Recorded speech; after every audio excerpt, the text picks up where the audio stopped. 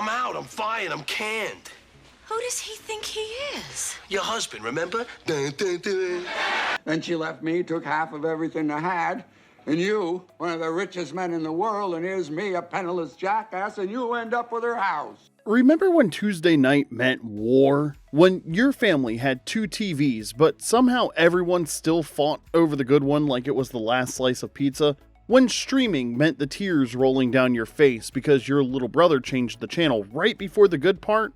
Picture it all. Spring of 1989, and you've got 3.5 networks. ABC, CBS, NBC, and Fox trying really hard to be taken seriously. There's no DVR, no watch later, no pause button. You picked your show, you lived with your choice, and if you missed it, well, maybe you'd catch it in reruns if you were lucky. This was survival television, people. Families were torn apart, friendships ended, and somewhere in America, a VCR was faithfully recording The Tonight Show because nobody remembered to switch it back after taping Jeopardy! Tonight, we're throwing 2 Tuesday night titans into the ring. One will emerge victorious. The other will be banished to the graveyard of shows your cousin swears were amazing, but that you'll never actually watch. But first, smash that like button and subscribe because apparently even nostalgia needs metrics now. Ready for the showdown? Well, let's settle this once and for all with contender number 1. ABC, laughs, life lessons, and one weird misfire. At 8 o'clock, who's the boss? There's a time for love and a time for living. Take a chance and face the wind. ABC kicked off Tuesday nights with a sitcom that flipped traditional gender roles, launched a teen icon, and kept audiences guessing for 8 seasons straight. Who's the boss? The show that ran from 1984 to 1992 with a total of 196 episodes, and somehow not one of them fully answered the title question. It starred Tony Danza as Tony Michelli, a widowed ex-Major League Baseball player who takes a job as a live-in housekeeper in Connecticut so he can raise his daughter away from the chaos of Brooklyn. All I could say is I really need the job. I mean, my daughter needs a good place to grow up. His new boss, Judith Light, as Angela Bauer, a single mom and high-powered ad exec whose nerves were only slightly less frayed than her shoulder pads. Also in the house were Angela's buttoned-up son Jonathan, played by Danny Pintaro, and her free-spirited mother, Mona, played by the always unforgettable Katherine Hellman, a character who dated everyone from college students to CEOs and delivered some of the best zingers on network TV. And may the best woman win. She would stoop to blatant sexuality. Hellman's Mona was pure comedic gold, which made the show's real breakout star even more impressive. That breakout star for Gen X was Alyssa Milano, who played Tony's daughter, Samantha. Long time since we talked, huh? We talked this morning, remember? You asked me how I wanted my eggs and I said over easy. She became a full-on teen idol during the show's run, and her success paved the way for everything from Charmed to viral activism. The series made her a household name before she even got her driver's license, and if you were paying attention, you may have spotted a few stars before they were stars, like Nicole Eggert, who later joined Charles in Charge and Baywatch.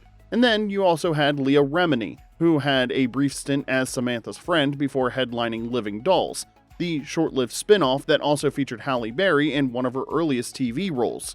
Who's the Boss was a ratings powerhouse, landing in the Nielsen Top 10 from 1985 to 1989 and racked up more than 40 award nominations, including Emmys and Golden Globes. Hellman even took home a Golden Globe in 1989 for Best Supporting Actress. The show tackled everything from gender roles and parenting to education and office politics, while carefully teasing a will-they-won't-they romance between Tony and Angela. Spoiler, they finally admitted they were in love in season 8, but never tied the knot. ABC worried a wedding would kill syndication.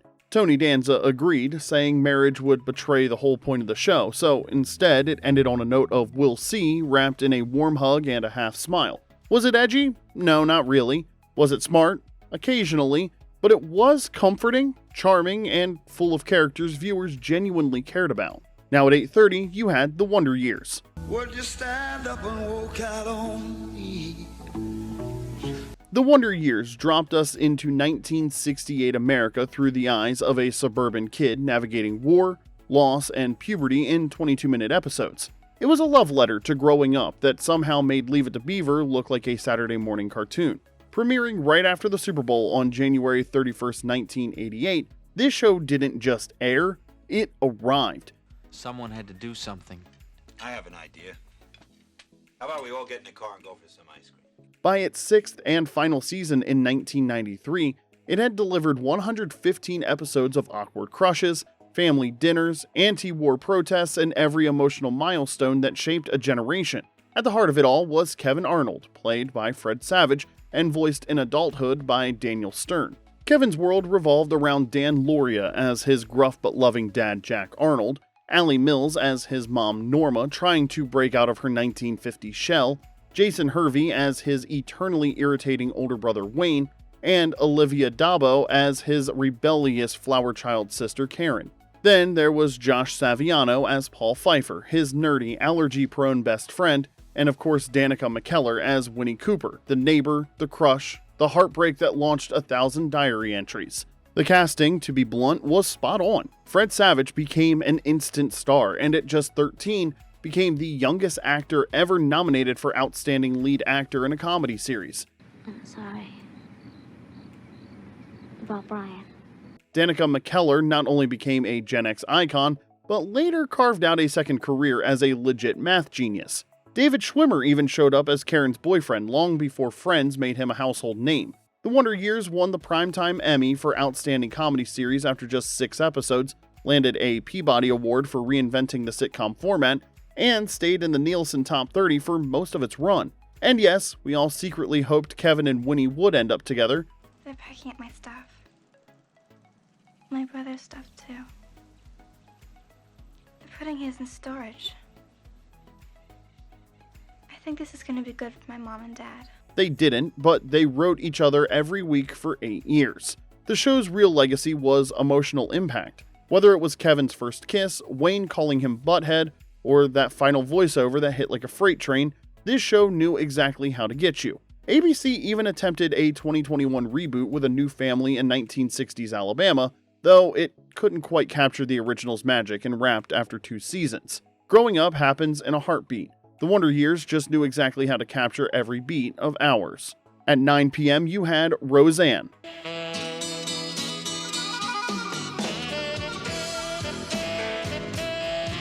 Roseanne premiered on October 18, 1988, and from the first sarcastic line out of Roseanne Barr's mouth, you knew this wasn't your typical family sitcom. Good morning, this is Roseanne at the Magazine Discount House, and since you're a preferred customer, and if we don't have those bulldozers here this afternoon, I'll have to take my business elsewhere. It was messy, loud, unapologetically working class, and completely unlike anything else on TV. There were no pastel sweaters, no heartfelt piano music, just a cynical mom, a tired dad, and 3 kids who all needed therapy. The premise was simple but revolutionary. A blue-collar couple raising a family in small-town Illinois struggling with bills, jobs, school, in-laws, and each other. Unlike most TV families, the Connors didn't wrap up their problems with a hug and a life lesson. Sometimes they yelled, sometimes they gave up, and sometimes they just laughed to keep from screaming. I came here to apologize. I have been blowing you off a lot lately, and there's no excuse for it. I'm a selfish, rotten person, and I'm sorry. Is that it? The cast felt instantly real. Roseanne Barr as Roseanne Connor, the self-described domestic goddess who ruled the household with sarcasm and takeout coupons. I'm mad at you because I got my hair cut today. You didn't even notice. I did so notice, Mo. John Goodman as Dan, her big-hearted, emotionally constipated husband, and Laurie Metcalf as Jackie, her neurotic, perpetually unlucky sister. Then there were the kids. Sarah Gilbert as Darlene, the eye-rolling queen of Gen X angst, Lacey Goranson as Becky until she wasn't, then Sarah Chalke took over, then Lacey came back, then they kind of alternated. Look, if you kept track of who was Becky and when, you deserve a medal. Michael Fishman rounded out the family as DJ. All right, Rembrandt, go wake up your sisters. All right. The youngest, who mostly tried to stay out of the blast radius. The show also became a launching pad for future stars. DJ, that is so rude. George Clooney showed up as Booker, the foreman at Wellman Plastics. Johnny Galecki played Darlene's long-suffering boyfriend, Leonardo DiCaprio had a blink-and-you'll-miss-it classroom cameo, and even a baby-faced Joseph Gordon-Levitt annoyed DJ for a few episodes. Hey, DJ, look who's here. Get rid of it. Across 9 seasons and 222 episodes, Roseanne tackled everything from factory layoffs and teen rebellion to domestic violence, depression, racism, and LGBTQ+ issues. Fisher beat the crap out of her. What? I'm all right. I don't want anybody to know about it. Is she really okay? Yeah. Come on. We're gonna go wash your face. Often years before other shows dared to go there.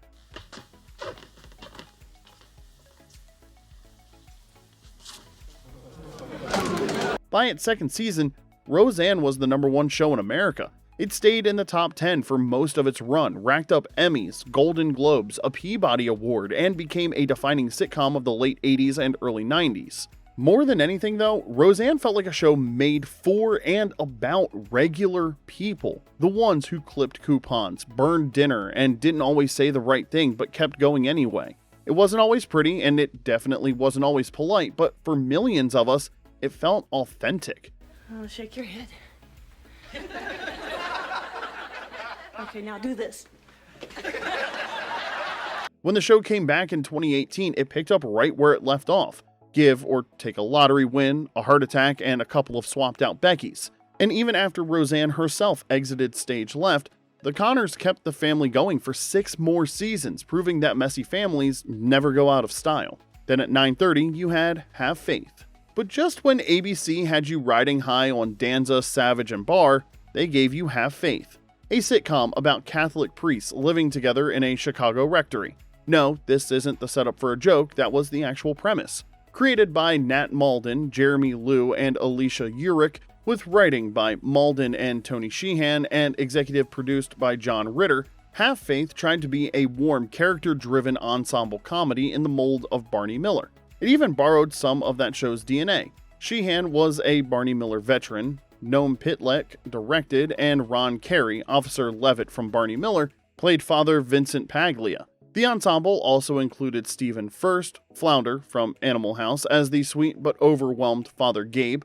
Rub-a-dub-dub, thanks for the grub, yay God! Frank Hamilton as the aging and conservative Father Tuttle, Silver Spoon's Joel Higgins as Monsignor Mack, the modern-thinking leader trying to keep things together, Francesca P. Roberts as their no-nonsense Secretary Sally, and Todd Sussman as Arthur Glass, the fast-talking parish accountant. In theory, it had potential, but in just 7 episodes, the show never figured out what it wanted to be. It bounced between Guest of the Week storylines and light moral lessons, with characters who were charming but barely defined. The premise limited what they could do. Most of the priests didn't have lives outside of the church, and while you'd get hints of backstory when a mobster dad or seminary buddy showed up, it wasn't enough to give the show real shape. Episodes revolved around church bingo riots, bathroom windows that glowed with divine light, and Satan allegedly showing up in dreams. It was sincere, goofy, and followed Roseanne. So most viewers either tuned out or used the commercial break to heat up more SpaghettiOs. It was canceled after just 7 episodes, vanishing quietly like a bad parishioner sneaking out before the final hymn. A road paved with dignity and self-respect. Oh, it's Bat Day. And at 10 o'clock, you had 30-something. Now, 30-something wasn't a sitcom, a procedural, or even what most people expected from network TV in the late 80s. It was a drama, a soft-lit, soul-bearing group therapy session in TV form kind of drama. One minute they were discussing childcare and frozen yogurt, the next minute someone was contemplating the meaning of life. If you were under 25, it felt like being forced to sit through your parents' book club, but if you were in your 30s, it probably felt like someone was finally showing your life on screen, with all the stress, confusion, and microwaved casseroles included. Premiering in 1987 and running until 1991, 30-something delivered 85-hour-long episodes about a close-knit group of baby boomers living in Philadelphia, friends who had survived the counterculture of the 70s, only to wake up in the 80s with mortgages, careers, kids, and absolutely no idea how to be adults. At the center were Michael and Hope Stedman, played by Ken Olin and Mel Harris. Michael, I have to be so available to her all day, every minute. I don't know how to turn that off. I don't know if I'm supposed to turn that off. Maybe that's what being a good mother is all about. He was in advertising. She was a former writer turned stay-at-home mom. Together, they navigated parenting, religion, career burnout, and the subtle art of passive-aggressive arguments in the kitchen. Timothy Busfield and Patricia Wettig played Elliot and Nancy Weston, art majors turned weary suburbanites whose marriage saw infidelity, divorce proceedings, reconciliation, and a powerful cancer storyline that won Wettig an Emmy. Rounding out the core group was Melissa, Michael's free-spirited photographer cousin, played by Melanie Mayron, who had serious style and serious opinions. Peter Horton played Gary, the idealistic professor who refused to sell out until he became a stay-at-home dad and promptly got hit by a car.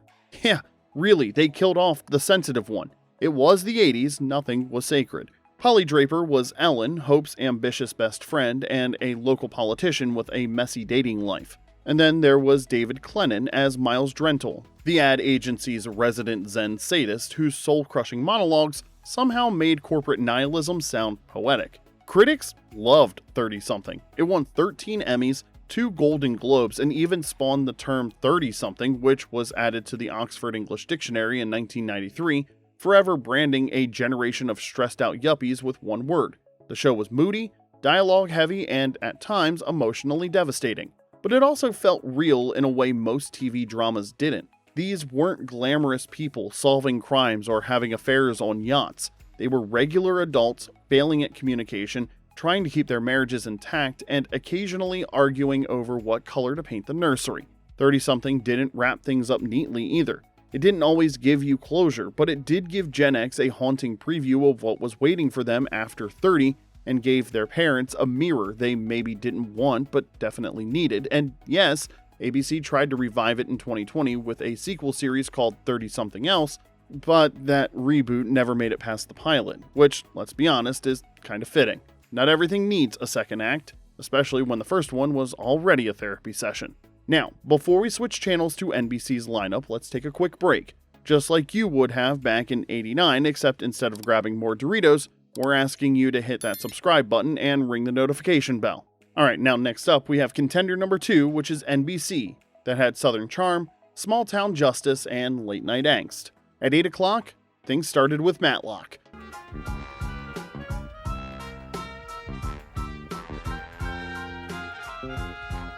Over on NBC, things kicked off with a silver-haired Southern gentleman who made courtroom drama feel like comfort food. Matlock premiered in 1986 and ran for 9 seasons and 193 episodes, initially on NBC before wrapping up on ABC. At the center of it all was Andy Griffith as Ben Matlock, a Harvard-educated, Atlanta-based defense attorney with a fondness for hot dogs, Ford Crown Victorias, and seersucker suits. Think Perry Mason meets the Andy Griffith Show with a little Southern charm and a lot more beige. Every episode followed the same cozy formula. Someone got murdered, someone got arrested, and Matlock showed up to poke around the crime scene, make a few folksy observations, and dramatically reveal the real killer mid-trial. I could hate a man for knowing me that well. Or you could think a person like that was such a fine lawyer you'd let him buy you a drink. It was classic procedural comfort food. The supporting cast brought plenty of familiar faces. Don Knotts, Barney Fife himself, had a recurring role as Matlock's nosy neighbor Les Calhoun. Slow motion, throw it right at my chin. Go on. Now I see it coming, so I tilt my head. Giving Andy Griffith Show fans the reunion they didn't know they needed. Nancy Stafford played Michelle Thomas, Matlock's whip-smart law partner for 109 episodes, and probably the coolest person to ever say objection in a pastel power suit. Clarence Gilliard Jr., before he was kicking bad guys with Chuck Norris on Walker, Texas Ranger, or hacking Nakatomi Plaza in Die Hard, spent 4 seasons as Matlock's investigator Conrad McMasters. Daniel Roebuck joined the cast later as Cliff Lewis and went on to become one of those guys you've seen in everything from Lost to Rob Zombie horror flicks. And yes, Nana Visitor popped up in a guest role before running ops and keeping order as Major Kira on Deep Space Nine. The show wasn't edgy or groundbreaking, but that was kind of the point. Matlock was steady, satisfying, and built for the millions of viewers who like their mystery solved neatly and their heroes lovable. $5,000. $5,000? You just said you're not working. Where'd you get that kind of money? It was a gift. For Gen X kids, it was the thing you watched because your mom controlled the remote, and years later, you realized you kind of didn't mind. It didn't yell, it didn't shock, it just solved the crime, wrapped up with a bow, and walked off in a beige suit like a Southern Columbo. Now here's a fun fact for you all out there. Matlock got the reboot treatment in 2024 with Kathy Bates wearing the suit this time, proving some formulas are too good to leave buried. Now at 9 o'clock, you had In the Heat of the Night.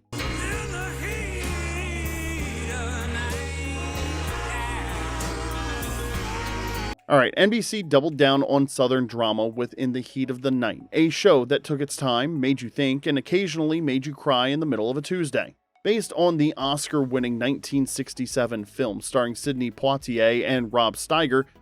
In the meanwhile, you just killed yourself a white man, just about the most important white man we got around here, and picked yourself up $200. I earned that money 10 hours a day, 7 days a week. Colored can't earn that kind of money, boy. Hell, that's more than I make in a month. Now, where did you earn it? And the novel before that, this TV adaptation dropped viewers into fictional Sparta, Mississippi, where race, justice, and small-town politics collided with unnerving regularity, and at the center of it all, Carroll O'Connor, Archie Bunker himself, playing Police Chief Bill Gillespie, a world-weary Southern cop trying to keep order while confronting his own biases. His unlikely partner, Howard Rollins as Virgil Tibbs, a Philadelphia detective who returns to his hometown for a funeral and winds up staying as chief of detectives. The tension between Gillespie and Tibbs powered the early seasons. These weren't your typical TV buddies. They didn't always get along, but when they did, sparks flew, justice was served, and sometimes lessons were actually learned. I sympathize with the child, but at the same time, this isn't a beauty parlor. Right. Right. All right, fine. The show tackled everything: racism, poverty, domestic violence, drug abuse, mental illness, police corruption, you name it. And unlike the usual network fluff, In the Heat of the Night didn't wrap things up with a clever quip and a car chase. It was deliberate, moody, and morally complicated. The supporting cast brought depth to Sparta's world. Anne Marie Johnson played Althea Tibbs, Virgil's wife and a teacher dealing with trauma and institutional racism. Alan Autry was Bubba Skinner, the resident good old boy with a badge and surprisingly progressive leanings. David Hart, Jeffrey Thorne, and Hugh O'Connor rounded out the Sparta PD, each with their own character arcs. Later in the run, Carl Withers, Apollo Creed himself, stepped in as Chief Hampton Forbes, becoming the town's first black police chief after Gillespie was pushed out. And if you were paying close attention, you'd spot future stars like Christine Elise from Beverly Hills 90210, Crystal R. Fox from Big Little Lies, and even Denise Nicholas, who didn't just play Councilwoman Harriet DeLong. She also became a writer on the show, bringing real-life depth to some of its most emotional episodes. Running from 1988 to 1995 across NBC and CBS for 7 seasons, 142 episodes, and 4 TV movies, the show won multiple NAACP Image Awards and gave Carroll O'Connor an Emmy for his performance, proving that yes, even Archie Bunker could evolve.